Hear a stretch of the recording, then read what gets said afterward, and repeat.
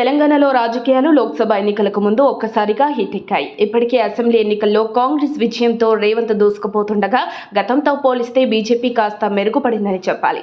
BRS మాత్రం డీలా పడిందని చెప్పాలి. ఇదే క్రమంలో మహబూబ్ నగర్ పార్లమెంటు నియోజకవర్గంలో జాతీయ పార్టీలు కాంగ్రెస్ బీజేపీ మధ్య తీవ్ర పోటీ నెలకొంది. మాజీ ఎమ్మెల్యే కాంగ్రెస్ ఏఐసీసీ కార్యదర్శి చెల్లా బీజేపీ నాయకురాలు మాజీ ఎమ్మెల్యే డీకే అరుణపై విమర్శల దాడికి దిగారు.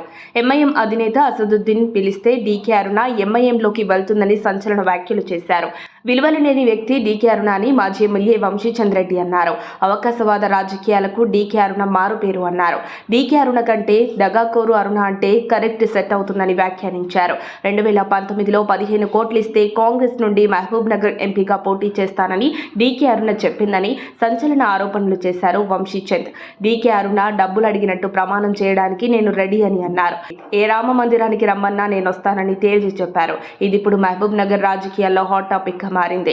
డీకే అరుణ తల్లిపాలు తాగి రొమ్ముగుద్దే రకమని అన్నారు వంశీచంద్. పూటకు పార్టీ మార్చే వ్యక్తి డీకే అరుణ అని పేర్కొన్నారు. డీకే అరుణ పేరు పలకాలి అంటే నాకు సిగ్గుగా ఉందని అన్నారు. డీకే అరుణ కాంగ్రెస్ పార్టీలో చేరకముందే తాను ఏఐసీసీ మెంబర్ అని అన్నారు. కాంగ్రెస్ పార్టీకి డీకే అరుణ వెన్నుపోటు పొడిచిందన్నారు. డీకే అరుణది నాకంటే గొప్ప రాజకీయ చరిత్ర ఏం కాదని పేర్కొన్నారు.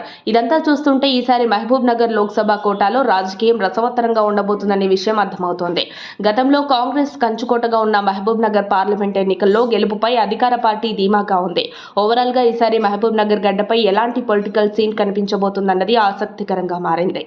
మరిన్ని అప్డేట్స్ కోసం మా కాయ్ టీవీని సబ్స్క్రైబ్ చేసుకోండి.